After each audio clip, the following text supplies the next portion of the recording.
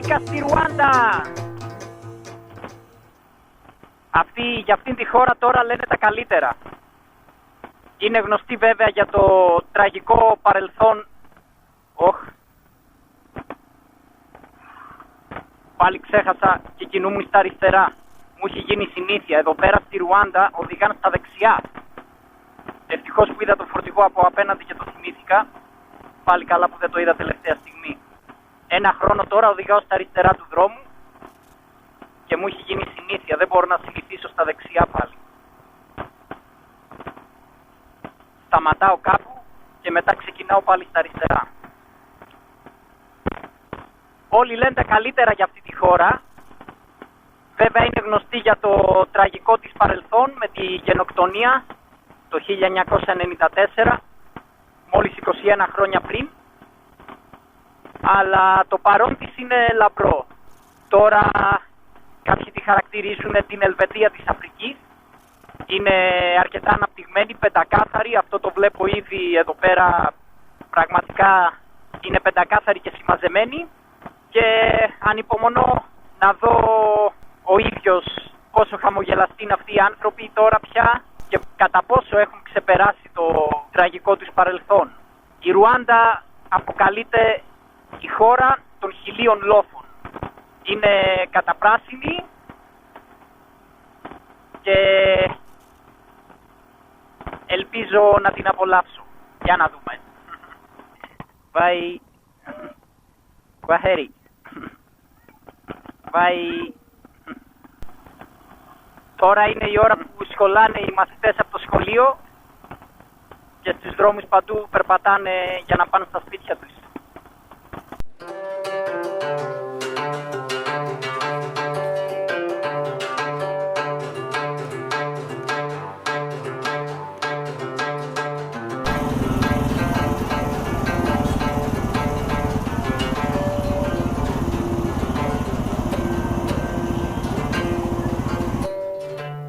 Εδώ στο Κιγκάλι, στην πρωτεύουσα, έχει και αυτά τα φανάρια με την αντίστροφη μέτρηση. Πολύ μ' αρέσουν. 3, 2, 1, go, go, go! Εδώ στο Κιγκάλι έχει και αυτούς τους ποδηλάτες που εκτελούν χρέη ταξί. Παίρνουν άτομα.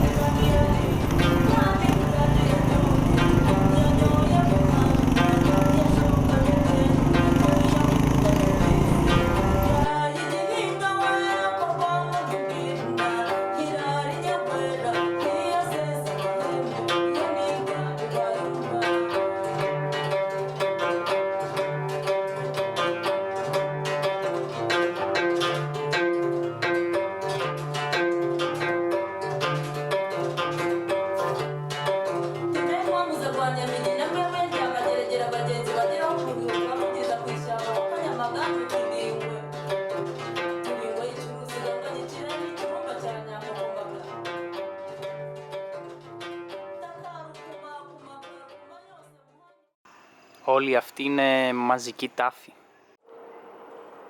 Αυτό εδώ είναι το ξενοδοχείο των 1000 λόφων, όπως ονομάζεται. Είναι αυτό το ξενοδοχείο που τόσοι Τούτσι αλλά και κάποιοι Χούτου που δεν ήταν φανατισμένοι βρήκαν καταφύγιο. Είναι αυτό που φαίνεται στην ταινία Hotel Rwanda. Εδώ λοιπόν είναι το πραγματικό ξενοδοχείο όπου βρήκαν καταφύγιο τόσοι άνθρωποι, χάρη στον μάνατζερ, στον ντόπιο που δεν ενδιαφέρονταν αν είναι Τούτσι ή Χούτου οι άνθρωποι, απλά άνοιξε τις πύλες του ξενοδοχείου για να βρουν καταφύγιο και να σωθούν.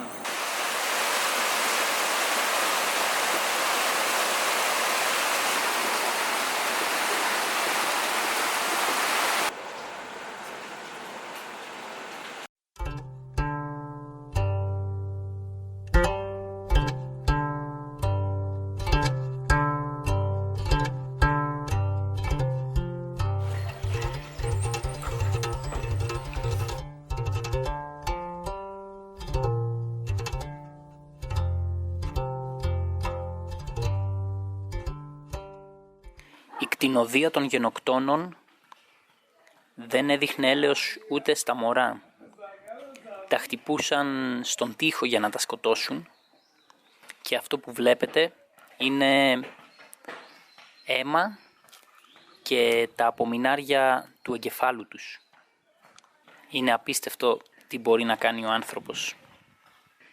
Και αυτές οι βέργες χρησιμοποιούνταν για να σουβλήσουν τις γυναίκες και αφού τις βίαζαν να τις σκοτώσουν.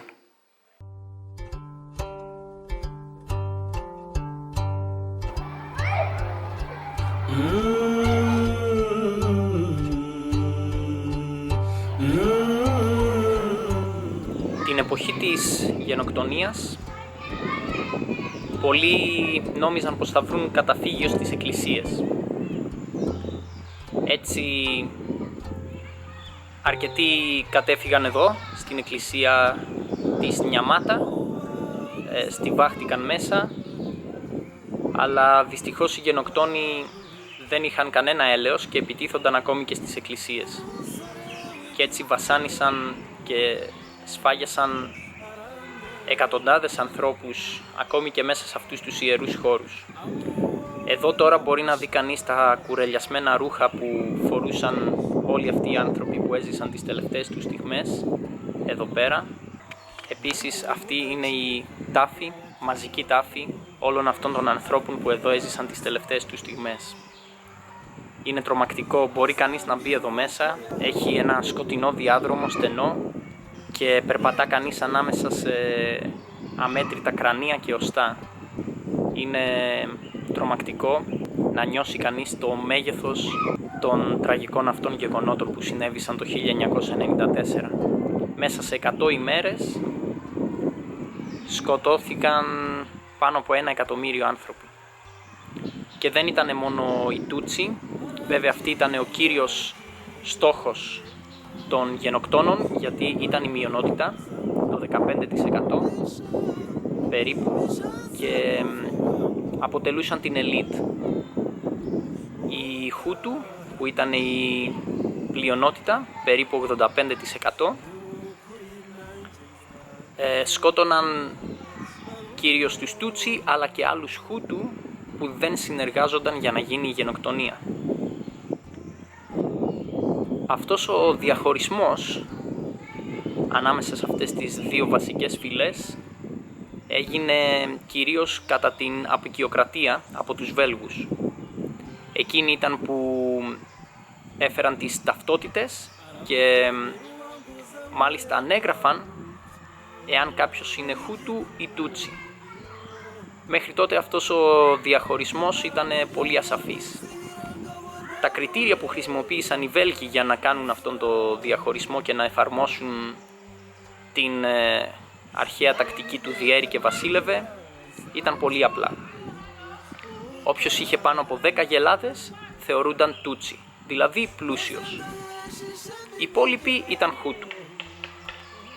Επίσης λάμβαναν υπόψη τους και κάποια φυσικά χαρακτηριστικά, μετρούσαν τη μύτη και κάποια άλλα χαρακτηριστικά του προσώπου, γιατί οι Τούτσι είναι φυλή χαμιτικής καταγωγής, έχουν έρθει από το Σουδάν και την Αιθιοπία, από τα βόρεια δηλαδή, και είναι ψηλόγλυγνοι και έχουν κάποια ιδιαίτερα χαρακτηριστικά στο πρόσωπο.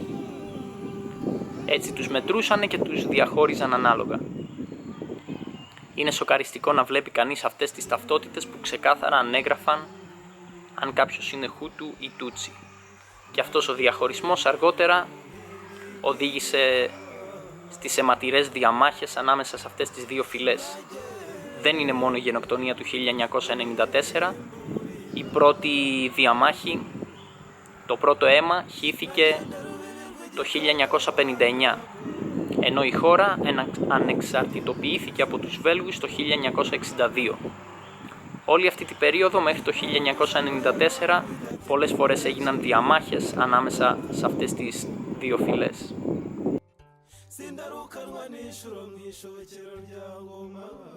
Αυτές ήταν οι ιερές αγελάδες του βασιλιά. Βλέπετε έχουν τεράστια κέρατα. Και αυτός εκεί είναι ο Ταύρος, αυτός που γλύφει την αγελάδα. Προσπαθεί να τη ρίξει.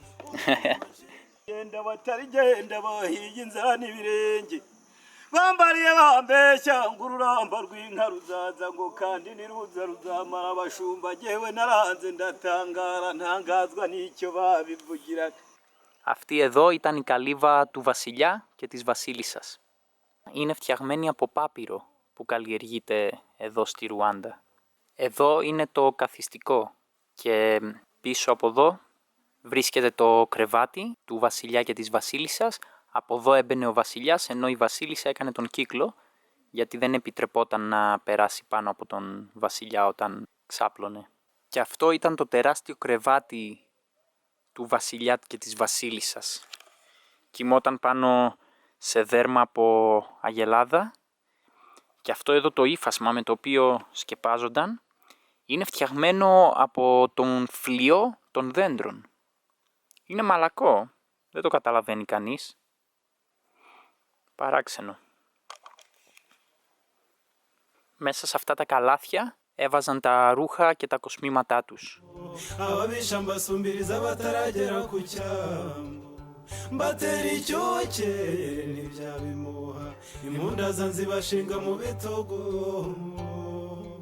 Αυτή εδώ ήταν η καλύβα όπου έμενε η γυναίκα που ήταν υπεύθυνη για το γάλα που έπινε ο βασιλιάς. Δεν επιτρεπόταν να παντρευτεί και έπρεπε να είναι παρθένα μέχρι να πεθάνει ο βασιλιάς. Αυτό είναι γιατί οι αγελάδες που είχαν εδώ στο βασίλειο και το γάλα θεωρούνταν ιερό, οπότε η γυναίκα έπρεπε να είναι καθαρή. Έτσι πίστευαν και μάλιστα γυναίκες που είχαν την περίοδό τους δεν επιτρεπόταν να έρθουν εδώ πέρα. His job was only to test beers. He did not make the beers. People made the beers and brought them to the palace. His job was to test the beers and choose the best to serve the king. And they were made of banana, sorghum and honey.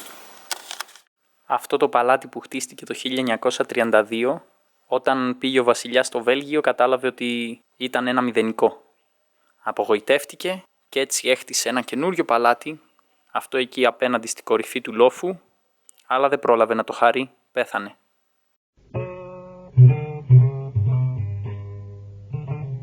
Αυτά τα καλτερίμια της πόλης της Ρουάντα πολύ μ' αρέσουν. Βρίσκομαι στο Χούγε, το οποίο θεωρείται η ακαδημαϊκή πρωτεύουσα της χώρας και μάλιστα στη γενοκτονία ο δήμαρχος του Χούγε αρνήθηκε να συνεργαστεί αρχικά, αλλά η λύση βέβαια ήταν εύκολη. Τον δολοφόνησαν τα γρήγορα, έβαλαν έναν δικό τους και έτσι έγιναν και εδώ τα ίδια εκτρώματα που έγιναν και σε όλη την υπόλοιπη χώρα δυστυχώς.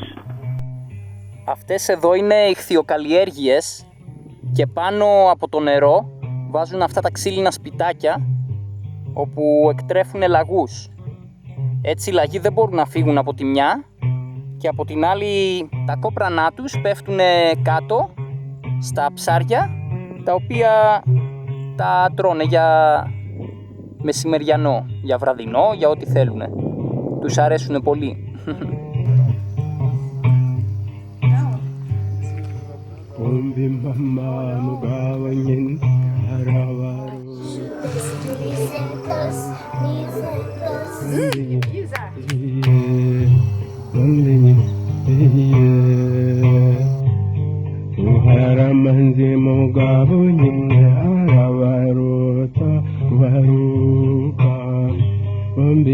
Εδώ ήταν ένα σχολείο που ήρθαν να κρυφτούν όσοι προσπαθούσαν να αποφύγουν τη γενοκτονία.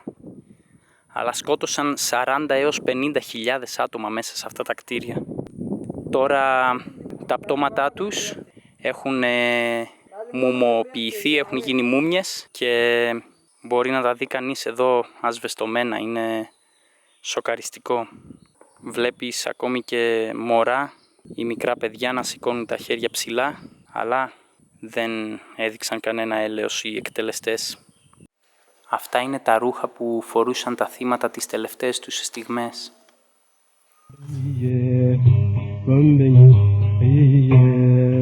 Γι' αυτό η Ρουάντα ονομάζεται η χώρα των 1000 λόφων και όλοι τους καλλιεργούνται μέχρι την τελευταία σπιθαμή.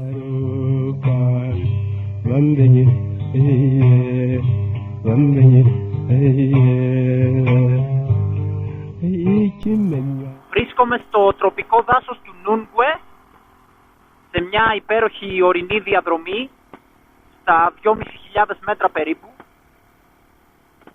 και έχει καταπληκτικές τροφές. Είναι ό,τι πρέπει για να χορεύει στο δρόμο, η μία στροφή μετά την άλλη. 2.549 μέτρα λέει. Έχει και μια ωραία δροσούλα, τέλεια είναι.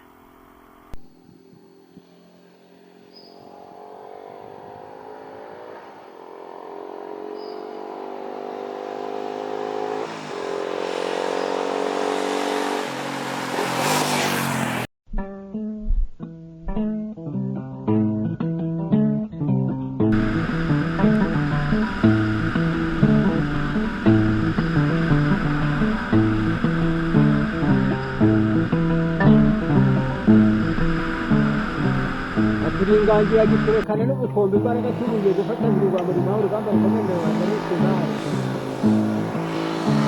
ndi kumwe n'imparigwa mahinya rumwe rwo mu ngabo z'imbere mu gihugu bakaba ari kumanika cyane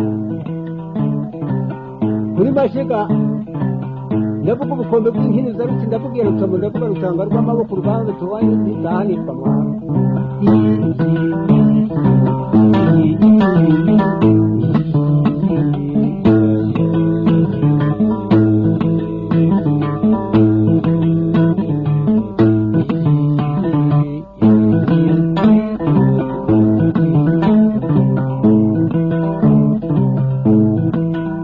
Rwayumba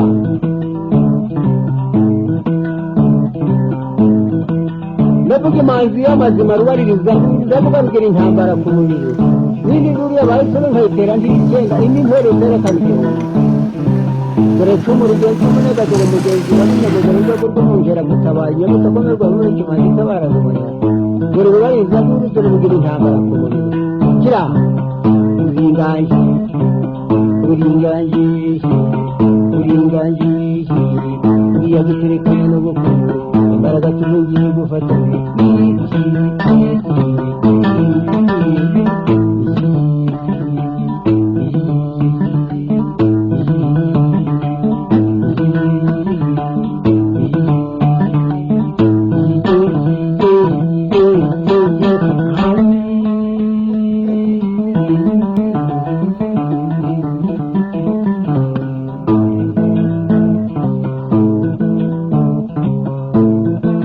amazima ndiri baringa ndurugirigera intambara ku mubiri n'indi nduri yabahisemo nkayitera ndikenga indi ntore rikerekana igihumbi ndavuga ubukombe nyamunini wa rusezera-mpuzo wasingiza wa rusimbi ndavuga umugabo rusenga w'imbaboro ndavuga uwa rugina inkataza kurekera niyo yaragomba gugusinga niba ashaka kurwana ageze mu nkomane za nyakarenga ujya kuvuga imyaka ishema ryica ringanye n'ubukombe ry'amaduru naho mushobora ukazambara ibihingwe ntagize amashuri y'ubusakora irindi bene uyinganye uringaje Rwayumba uringaje nyamunini uwa rusezera-mpuzo wasingiza wa rusimbi umugabo rusenga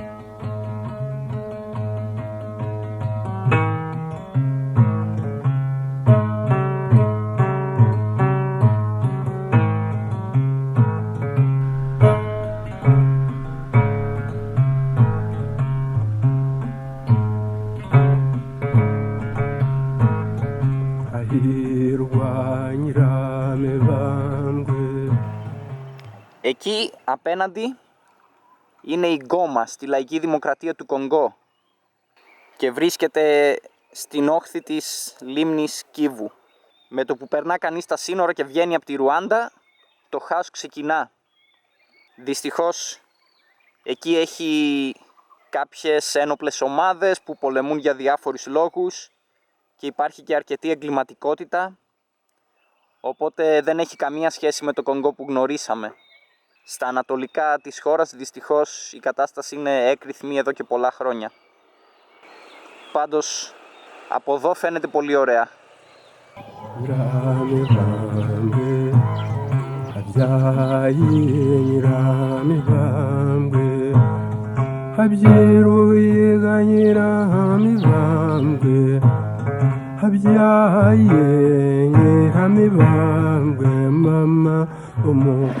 Εδώ είναι η ζυφοποιία του Κισένη. Κοιτάξτε εδώ κασόνια. Ένα καράβι μπύρες.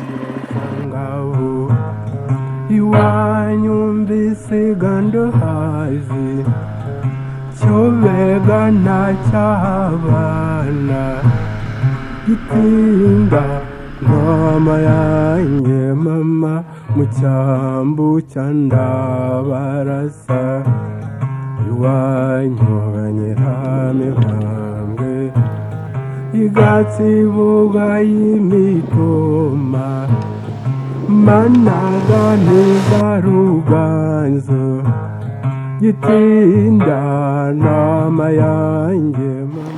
Εδώ είναι το Εθνικό Πάρκο των Ηφαιστείων, στα οποία ηφαίστεια μπορεί κανείς να δεις και γορίλες, εάν του περισσεύουν καμιά $700.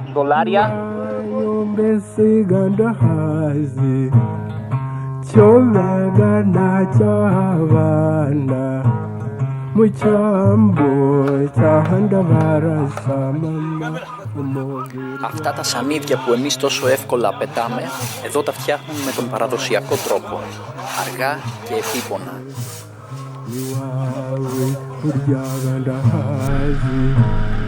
Iwawe gari kukaware kogana yanja n'Imana mushyiraho mama ikibaya n'icyaruhiye iwawe ganyirame bambe imongoro zuzuye ingoma mu maremba kininyubahiro mama uteki no ku ruganda ingoma gayawe ikimwe iyindi ikintu mugizi iwawe hane inyambo zijyayuriza izindi z'amahembe zikwiriye nyiramibange mama atindisira mibange abyare nyiramibange inyumba zihaza imihindo zikwiriye nyiramibange intore zirabye neza zikwiriye nyiramibange. Με αυτές τις εντυπωσιακές εικόνες που περισσότερο Σκωτία θυμίζουν παρά Αφρική, το ταξίδι μου στη Ρουάντα φτάνει στο τέλος του. Διένυσα μόλις 1330 χιλιόμετρα σε αυτή τη μικρή χώρα μέσα σε 12 μέρες, κατά τις οποίες συνάντησα υπέροχους ανθρώπους, τους οποίους δεν θα ξεχάσω.